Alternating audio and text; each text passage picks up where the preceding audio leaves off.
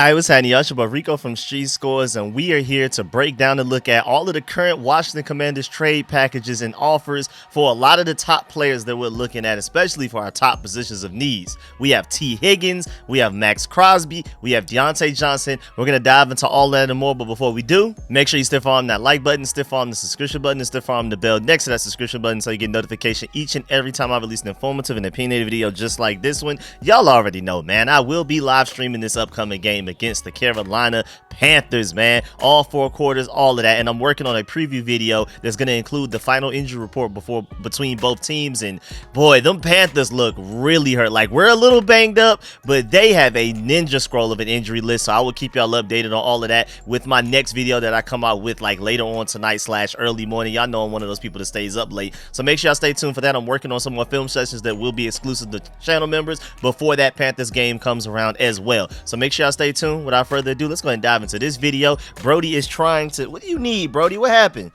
What happened? Let's get it, man. Let's go. Adam.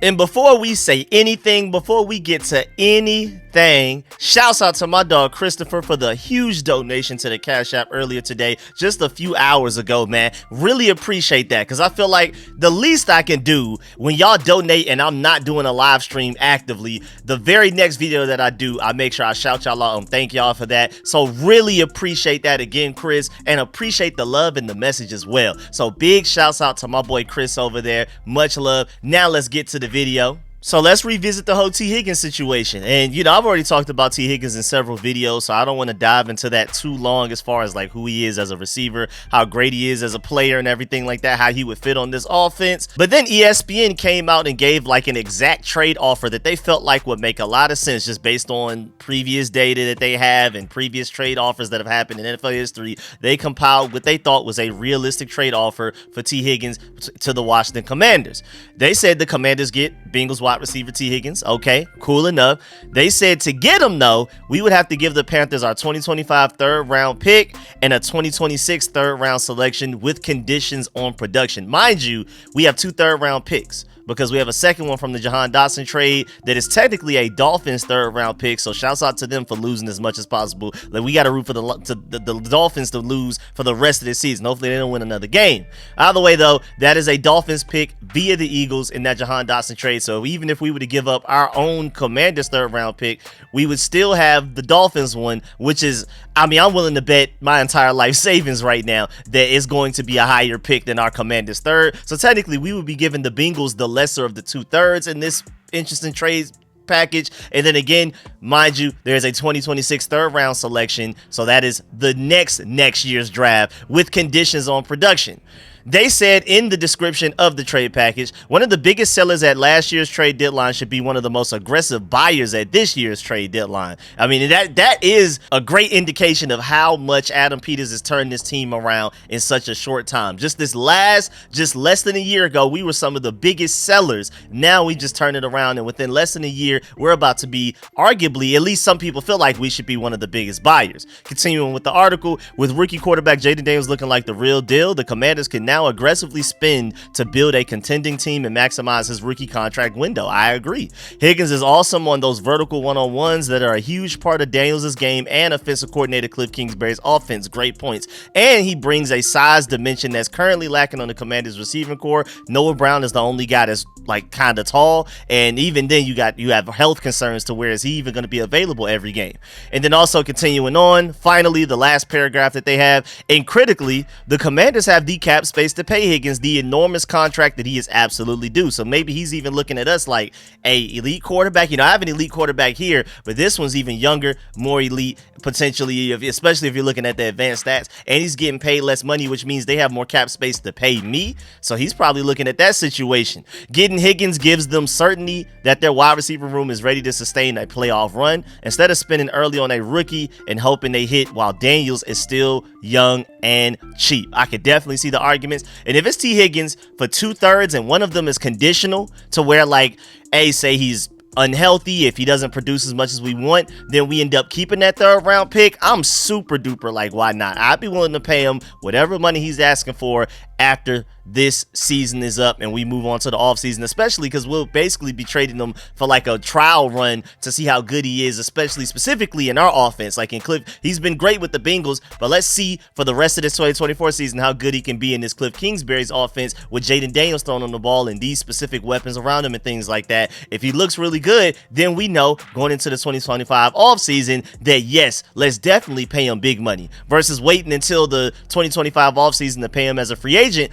You wouldn't know for sure. You wouldn't have proof or product that this guy can excel in the offense that we're deploying. But just to talk about how good he is just real quick, and I know Pro Football Focus grades are not the end all be all. I disagree with them all of the time, but it is an interesting reference to know how good a receiver is, at least like in range, because right now he has an 82.3 overall Pro Football Focus grade so far through the first 6 weeks of 2024, even though he's only played in a couple of games. Remember, he missed the first 2, and then he finally played his first game against us week 3 against the Bengals. Well, against us Commanders. But again, he has an 82.3 overall grade so far. And again, I mean, it's not like an exact science that I particularly agree with, but that places him 8th out of the entire NFL in top receivers right now. Only Nico Collins, AJ Brown, Chris Godwin, Rashee Rice, Chris Olave, Josh Downs, Jawan Jennings are graded higher than him right now. He's above even Drake London, Jamar Chase, Justin Jefferson, Devonta Smith, Malik Neighbors, Zay Flowers, Stephon Diggs, Jaden Reed, my Georgia dog, Lad McConkey,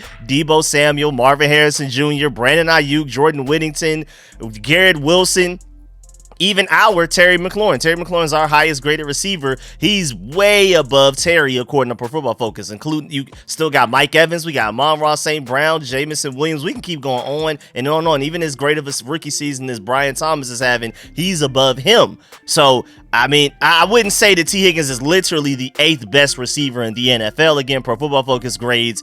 I see the science that they try to put behind it, but I'm not about to sit here and say that those are the top 8 receivers in the NFL. Nico Collins, AJ Brown, Chris Godwin, Rashee Rice, Chris Olave, Josh Downs, Jawan Jennings, and T. Higgins above all of the other elite guys that we know are better than them overall. But it's still like, okay, at worst case scenario, you could take away from this, T. Higgins is a really good receiver. And that's what you're supposed to do with these Pro Football Focus grades. Maybe you don't look at it exactly and say T. Higgins is better than both Jamar Chase and Justin Jefferson, but you say, okay, he's still a good receiver. For him to be graded above those guys, he at least has to be somewhat in the same stratosphere of talent and production. So, hey, man, should we go ahead and do it? The only problem is, to me, with the T. Higgins situation, even though they are struggling to find a way to pay both him and Jamar Chase, it still seems like they want to sign him long term. And most importantly, it seems like he wants to stay with the Bengals as long as they pay him. The only reason he's even threatening to leave is because he wants to go somewhere where he can get paid big money. And I'm pretty sure that may be his #1 priority. But if the Bengals are willing to pay him that money, he would just stay with the Bengals. He's not looking to leave for anything other than just getting paid as much money as possible. And we can't necessarily say that, especially 100%, about the next player that we're going to talk about as far as trade packages, edge rusher Maxx Crosby. And first of all, I would make an argument that we need edge rusher help even more than cornerback help right now. I firmly believe that. I feel like with no real and consistent pass rush, and especially with Dorrance Armstrong hurt right now, he's not going to play against the Panthers. Who knows how long he'll be out for us. It doesn't matter who we get as a corner. Nobody can cover for 5+ seconds consistently. I mean, we could trade for J.C. Horn all we want, but then you'll see him get beat occasionally in coverage because our D-line can't get to the quarterback in a reasonable amount of time, which takes me to Maxx Crosby, who right now has some of the most drama going on with his current team out of any player in the NFL right now. We thought it was bad with Devontae Adams, but when he was like basically, I guess you could say, acting like a diva, like a typical wide receiver, but he was just frustrated with the team losing. He was frustrated with not getting the ball, and even when he did, it would be hospital ball. So I understand his point of view of things, but his way of showing it was more so just not giving it his all, not playing at 100%. You have Maxx Crosby out here shoving coaches right now. Las Vegas Raiders defensive lineman Maxx Crosby's frustrations boiled over on Sunday during the team's loss to the Pittsburgh Steelers. Crosby had 3 tackles and a half sack in the team's 32-15 defeat. At one point, Crosby was walking off the field and shoved linebackers coach and run game coordinator Mike Caldwell. That's a really interesting situation right there. Linebackers coach and run game coordinator as one guy. I don't remember ever hearing of something like that. That's really interesting. Continuing with the article from FoxNews.com, he said the push looked more nefarious during the broadcast, but the star defensive end explained it away after the game. He said, quote, Mike Caldwell is a great dude. We have a great relationship. We do that all the time. It's like, people look at it, oh, they're losing, and then Maxx pushes them. That's how we play football. We're grown men. We're alpha males. We don't greet each other the same. The camera, it made it look bad. It looked like I was throwing him out of the club, but that is not what happened at all, unquote. And I'm pretty sure Raiders fans saw how he shoved at his coach and was like, why couldn't you do that all day against the Steelers? Either way, though, I would probably believe what he said if he didn't already display several moments of frustration just this season, even before that shove. Like, even before that shove, there were people questioning, should we trade for Maxx Crosby? Or even just on the Raiders side of things, should they trade away Maxx Crosby? He was having to address the media already before this shove happened this past weekend, having to tell the media, I'm happy here, don't worry about me, I'm just frustrated and things like that. Then after all of that, the shove happened. So I think, honestly, he's just keeping it political and nice in front of the public and the media and things like that. I think ultimately he may actually for real want to get up out of there. He's probably tired of losing. He's probably tired of getting double teamed all of the time because there's not a lot of other really good defensive linemen. I mean, I'm pretty sure maybe he would like to link back up with Clelin Ferrell. Who knows? But you have Scott Barrett on Twitter. His trade package was the Commanders give a 2025 first round pick and second round pick along with the 2026 second round pick. And then in return, we would get, now, of course, this is already out the window, but Davante Adams, Michael Mayer, Maxx Crosby. He also said a 2024 NFC championship, which I would agree with. I'm not going to lie. Well, of course, Davante Adams already went for a conditional third. So first of all, the Raiders are selling players for less value than people thought, because I'm pretty sure one of those at least seconds or even first was for Davante Adams, and the fact that he ended up going for a conditional third tells you everything you need to know. Also, take away one of the lesser picks with Davante already gone to the Jets, and if we take out Michael Mayer from the trade, I'm just trying to isolate Maxx Crosby here. It sounds like Maxx Crosby could potentially go for a first round pick straight up at this point, and you got to remember, he's only 27 years old, and going back to More Football Focus, again, I want to emphasize, I don't always agree with them. Actually, I very rarely disagree with their grades a lot of the times based on what I see on tape, but this is an elite edge rusher regardless of what you say. In 2021, he had a 91.4 overall grade. 2022, he had a 90.1. 2023, he had a 92.1. That was his highest grade of his career, and he was graded as one of the best edge rushers in the entire NFL those past 3 years, from 2021 all the way through 2023. And then this year, while the entire team is frustrated and they're sick of losing, you have Davante Adams acting out, you have Maxx Crosby basically shoving coaches out of frustration.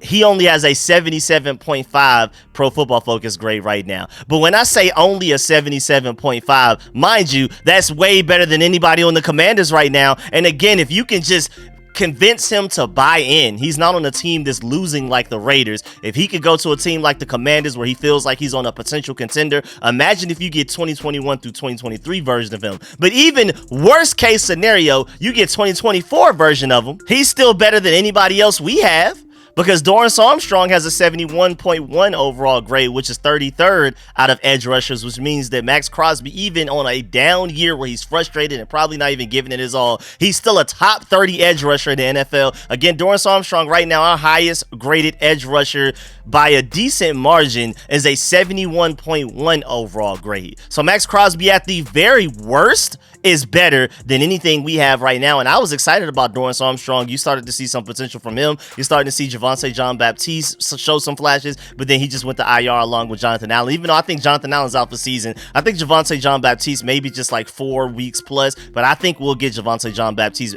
back at some point this season. But my point is, Maxx Crosby can help us. Even on his worst day, he's better than anything we got right now is my point. So I would do it, but I'm not exactly sure if that trade actually really exists out there. I'm not sure if the Commanders really want him that bad. I'm not sure if the Raiders are even willing to trade him. I know they're in sell mode right now, but maybe they don't want to send that message to their fans and their players that they're just having a complete garage sale right now. We'll see, though. Remember, I already did a video breaking down all of the Bears players we could trade for, so that's why I'm not talking about them in this video. But we may want to, while they're in sell mode, giving away Amari Cooper for only a third-round pick, and technically like almost less value than what we got in return for giving away Jahan Dotson. Like right now, the Browns are just like, man, I know Jahan Dotson went for this. We'll take less than that to get rid of Amari Cooper because we're just trying to get whatever we can. They're scraping for pennies right now. You could probably take advantage of that and walk away with like a Myles Garrett or Greg Newsome or Denzel Ward or even a Devin Bush, a linebacker, Jeremiah Owusu-Koramoah. Those are the 5 players I talked about in that video if you want to go check that out. Now moving on,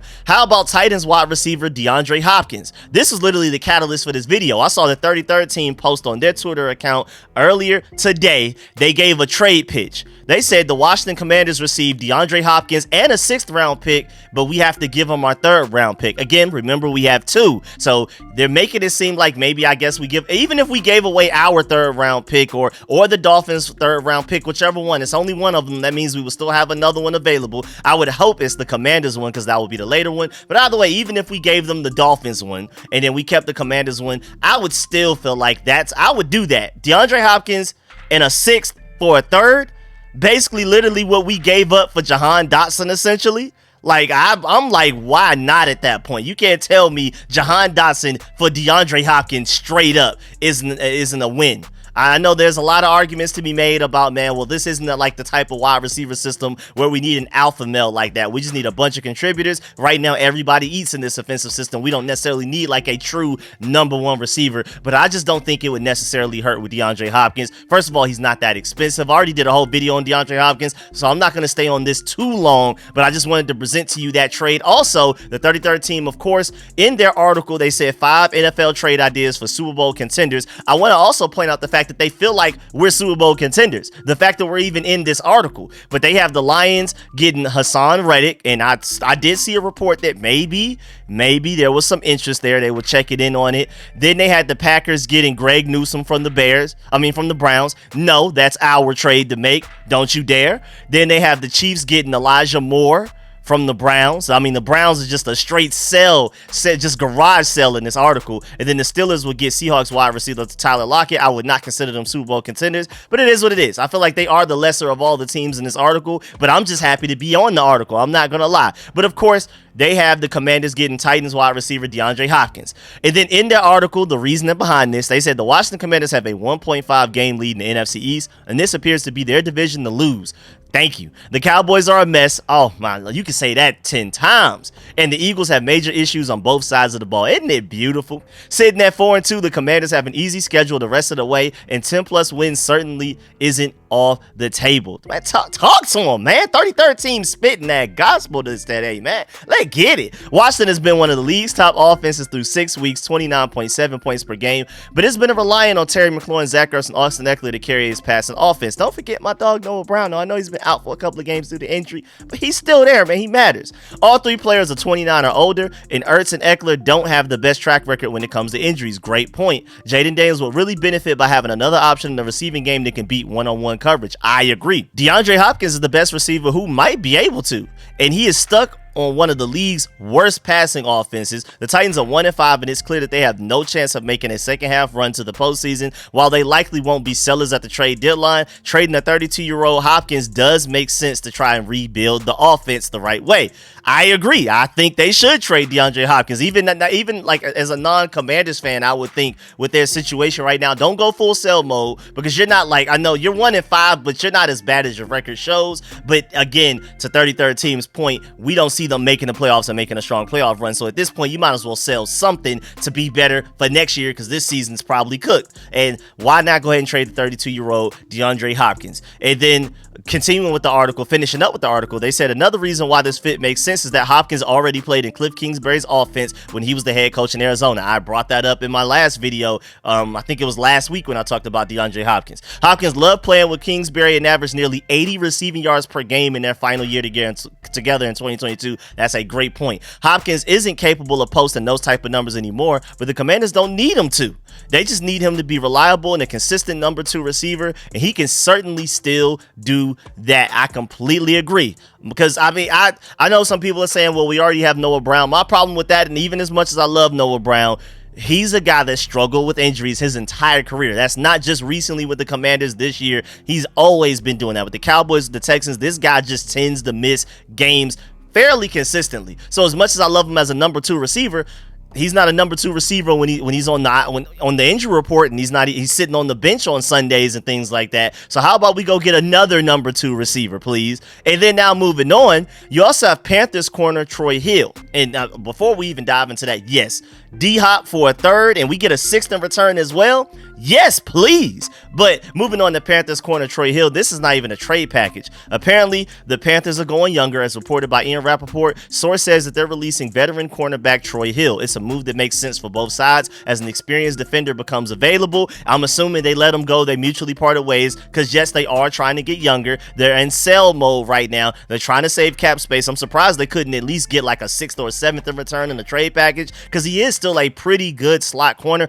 but he is up there in age. And it makes sense for them to keep getting younger to try to clear up cap space for next year to try to build a better team. And it also makes sense for a guy like him, 32 years old. You don't want to be on a sorry team that's just going nowhere this season. You try to hop on with a Super Bowl contender. Again, like don't even take my word for it. The 33rd team called us Super Bowl contenders. Don't get crazy. Don't get wild with me, man. But this is a veteran defensive back agent that's out there right now, free agent, and he already has 60 career starts. So when you're talking about experience and can come in and contribute immediately, that's what we're talking about with him. Troy Hill is 33 years old, originally signed on the Bengals as an undrafted free agent out of Oregon back in May of 2015. He was unable to make the 53-man roster coming out of the preseason, but later signed to their practice squad. Then he had a brief stint with the Patriots in 2015 before he was claimed off the waivers by the Rams. Then Los Angeles re-signed him to a 2-year deal back in 2019 and made a base salary of $2.85 million last season.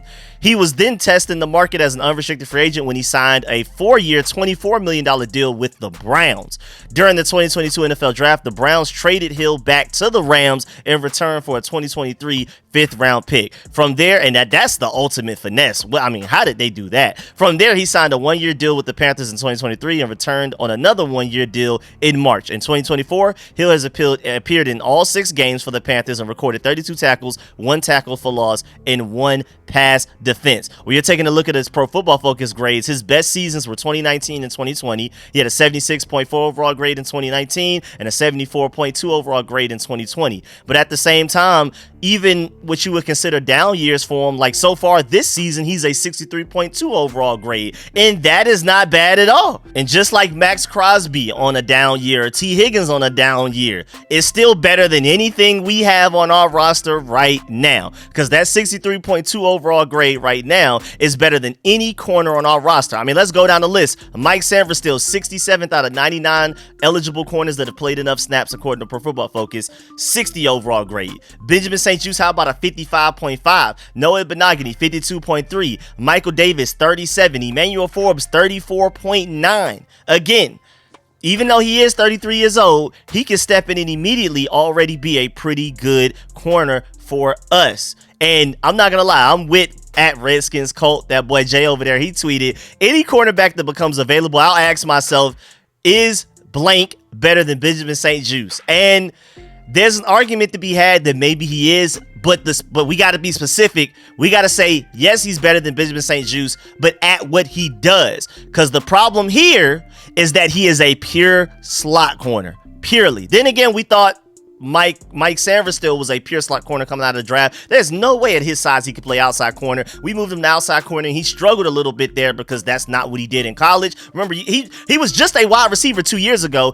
Then he moved to slot corner his last 2 years at Michigan and played it at a very high level. And then just a couple of weeks into his rookie season, we moved him to outside corner. So, of course, he was going to struggle. But now he's starting to grow and develop there. So, I guess, maybe just because you assume a guy's a slot corner, that doesn't necessarily mean that they have to stay there. But then again, at the same time, Mike Sanford still is a rookie. You can make those changes now. Troy Hill's been a slot corner since 2015. He is 33 years old, so maybe it's different with him. And I would argue that slot corner isn't necessarily our biggest need, but we can always use additional secondary help. I mean, adding Troy Hill to this roster does not make you worse. But again, since Mike Sanford still went ahead and made a full switch to outside corner, and Noah Benogany has already been fairly solid in the slot, in my opinion. I mean, Now, I would say Troy Hill would definitely be an upgrade over Noah Benogany talent-wise, but you do got to remember that it's going to take some time to learn the defensive system if we were to go and sign him. But the problem here is that doesn't move St. Juice down the depth chart. St. Juice and Mike Sanverstill right now are outside corners. Noah Benogany is a slot corner that can play outside as well. He can flip-flop back and forth. He was playing outside while Mike Sanverstill was still playing slot early in the season. And then once Mike Sanverstill moved to the outside, Noah Benogany went back to his natural position. Again, Troy Hill is better than Noah Benogany, in my personal opinion, but you got to remember it would take him some time to learn his defensive system, so he may not be better than him immediately like the week that we sign him. But the most important part is, going back to my main point, is that signing Troy Hill does not stop Benjamin St-Juste from covering the #1 corner every game, the best receivers of every team that we go against. I mean, maybe at a certain point Mike Sanverstill develops quickly enough to take Benjamin St-Juste's place as the #1 corner, and then Benjamin St-Juste is covering the #2s. Basically the reason that we want to trade for a guy like J.C. Horn, which is another guy I did an entire video on, so that's why I'm not talking about it in this video as well. But my point is, I mean, adding Troy Hill would be nice, but it doesn't fix the Benjamin St-Juste problem. And I don't want to keep getting on Benjamin St-Juste too much, because my thing with him is, I think he's a pretty solid cornerback too. If we had a guy that could, like, most certainly lock up the shiftier, quicker receivers matchup-wise, like a Mike Sanverstill could potentially become that, where he's covering, like, whether you trade for a J.C. Horn or some Mike Sanverstill develops, they can take care of the Devonta Smiths or the Zay Flowers that was killing Benjamin St-Juste. We switched Mike Sanverstill onto him, like, more so in the second half of that game, and then Zay Flowers didn't continue to burn us for the rest of the game. So it's just matchup makes fights type of situation. Benjamin St-Juste should not, first of all, shouldn't just be covering the #1 receiver of any team, period. I feel like he's a solid #2. I never said anything about him being a good #1, but most importantly, matchup wise, he is a big, long, and tall corner. He should be covering the Mike Evans, the Justin Jeffersons, or even the fact that he did a great job against AJ Brown. Was it last year or 2 years ago? He did an excellent job of taking AJ Brown out of the game one of the times we played the Eagles recently, but then he goes against Zay Flowers and gets cooked for like 8 catches and over 100 yards. That's just not his matchup. But again, even outside of matchups, Benjamin St-Juste should never be your best corner. I think he's a solid #2. I don't think he's just trash enough like some people are saying, we'll just cut him and we'll figure it out because he's just that bad. No, he's not that bad. I think he's a decent #2, a really good #3, but he should not be a #1. And again, I would like to bring in Troy Hill from the Panthers, 33 years old, but that doesn't help our Benjamin St-Juste being our #1 corner situation at all. Now, moving on, sticking with the Panthers, they just cut Troy Hill. Maybe wide receiver Deontay Johnson's available.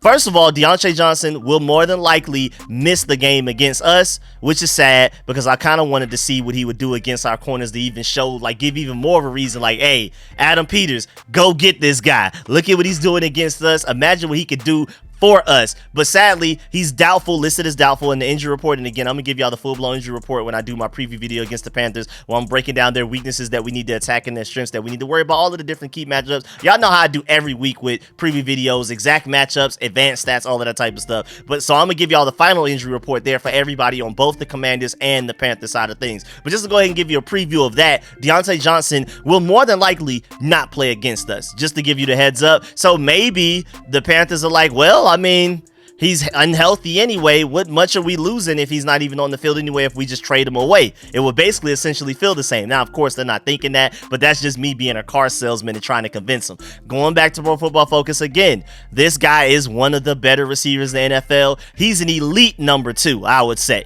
I wouldn't call him a #1 receiver. I wouldn't put him in the same category as like Jamar Chase, Justin Jefferson, Malik Neighbors, and those guys. But when it comes to being a #2, like basically being on the same level as like a T. Higgins, I think he's one of the better guys. Especially like 2023 with Pittsburgh, he had a 77.7 overall grade. That was his best year according to Pro Football Focus. But even so far this year on a terrible Panthers offense, where he went from the #2 receiver with George Pickens to the #1 receiver, the one getting all of the attention with Carolina, he still has a 69.4 overall Pro Football Focus grade. And according to Pro Football Focus, That the only players that the only receivers we have on our team that are graded higher than that are Terry McLaurin with a 75.6, 23rd out of 128. Again, I think I look at Deontay Johnson as a number 2 receiver. I look at Terry McLaurin as a pretty good number 1 receiver.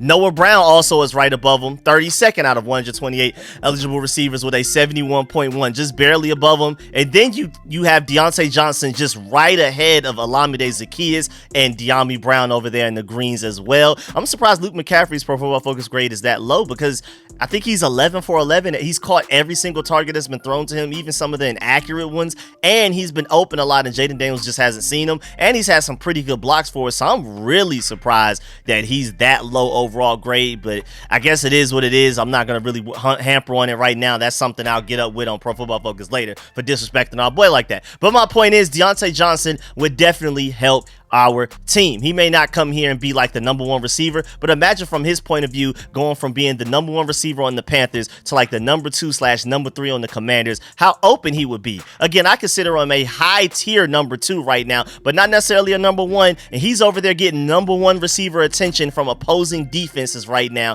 And if he were to come over here, Terry would be the number 1 plus Noah Brown, would demand a lot of attention as well. So on top of just the elite run game the defenses have to worry about, on top of all of that, I mean, now granted, he probably wouldn't get the same level of production because this offense there isn't like a true real number 1 receiver in the way that Cliff Kingsbury and Jaden Daniels are dealing with this offense right now. It's pretty much a system where everybody eats. So he would be happier. I mean, I guess the selling point to him is you don't have to be covered by the other team's best corners all of the time. You're going to be winning way more here than with the Panthers. And, of course, the quarterback difference going from Andy Dalton and Bryce Young to Jaden Daniels looking like arguably the best quarterback in the NFL right now. But, again, at the same time, he probably wouldn't put up the same numbers that he did with the Steelers or even what he's doing right now with the Panthers. So that would be the only downside. But if he wants to join a winning team with an elite quarterback and you're going to be open a lot, it's just whether Jaden Daniels gets you the ball or not, because you're going to be open. With everybody worrying about Terry McLaurin and Noah Brown, you're going to be open. But speaking of Noah Brown, again, I want to emphasize, even as much as I love Noah Brown as a receiver, especially a wide receiver too, he has struggled with injuries his entire career. And he wouldn't just, we just have to assume he's not going to be available for every game that we need him. And that's definitely concerning as we get closer to the playoffs.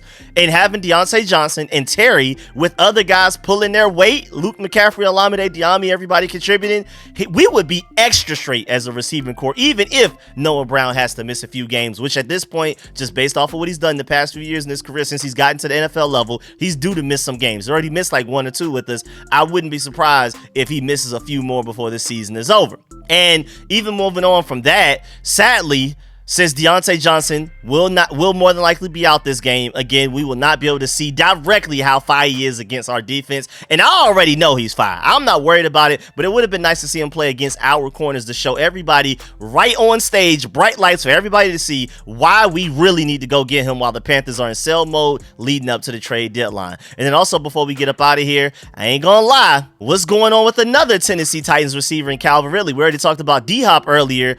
I don't know, man. I still firmly believe he has some great talent in him. He's probably just not motivated and not playing very well for, again, like we talked about with DeAndre Hopkins, a very bad passing offense right now. We may be able to steal him away for really cheap because I still think he's a great receiver.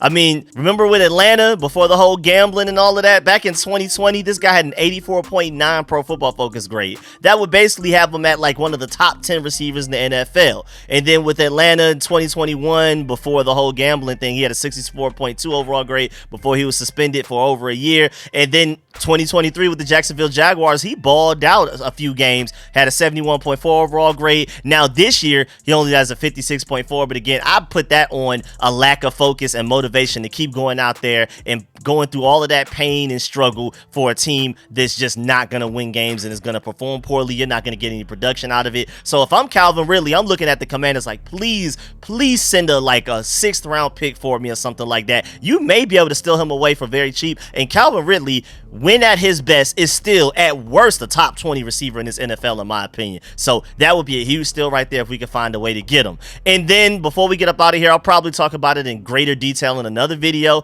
but I do believe that it was NFL Network that suggested that we trade a 6th round pick for New England Patriots defensive back Jonathan Jones, and then Pro Football Focus suggested that we trade for Tre'Davious White, who's apparently on the Rams right now. But those trades are far less impactful as far as players go, so I just wanted to make sure y'all were aware of those names being attached to the Commanders, but I will not dive into those in this video right now, because I mean, those aren't necessarily like star players that we're looking at right now that like fans are like, oh, we got to get them. But just because they were mentioned with our name, we were attached to those guys that I've been seeing over the past couple of weeks in the national media. Just wanted to throw those names out to y'all. And again, maybe I'll do another video where I do a deeper dive into those two guys, especially like a Tre'Davious White, who's well past his prime. And shouts out to Josh Taylor, because I completely agree. If Adam Peters traded for Maxx Crosby, Myles Garrett, or T. Higgins, I'll move back to Virginia before my lease ends and lock in for season tickets for the next 10 years. I ain't gonna lie, I might be right with you.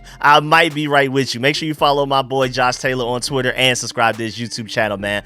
But yeah, man, that's the end of this video. Please get in the comment section. Let me know how you feel about everything discussed in the video. Please stiff arm that like button, stiff arm the subscription button, and stiff arm the bell next to that subscription button so you get notification each and every time I release an informative and opinionated video just like this one. Make sure you stay tuned for all of the content. Do not leave this video without stiff arm that like button. Of course, let me know how you feel about all of the trades that we talked about in this video, man. How do you feel about T. Higgins? How do you feel about Maxx Crosby? How do you feel about DeAndre Hopkins? How do you feel about potentially just going ahead and signing Troy Hill? How do you feel about trading for Deontay Johnson or any other name that we mentioned in this video? Let me know how you feel about all of those trades, every single one of them. I'll try my best to read and reply to as many comments as possible. And of course, let me know which trades you want to do the most, because it's not even just the player specifically, it's also what we'd have to give back in a trade. And for that reason, I feel like D-Hop is my favorite trade out of all of them, even though I feel like edge rusher is the biggest need. I would say corner second and then wide receiver third. If you can get D-Hop for just a 3rd round pick and you get a 6th round pick in return, and remember, we have 2 3rd round picks, so we would still have another one just sitting there waiting for the draft, or maybe if you wanted to trade for somebody else,